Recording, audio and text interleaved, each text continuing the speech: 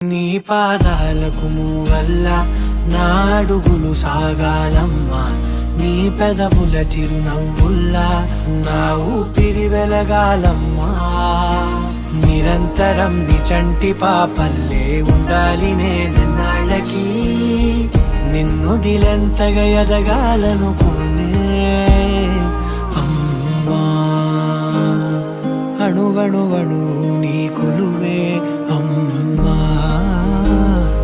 ఎదసడిలో శృతిలయలు నువ్వే అమ్మా.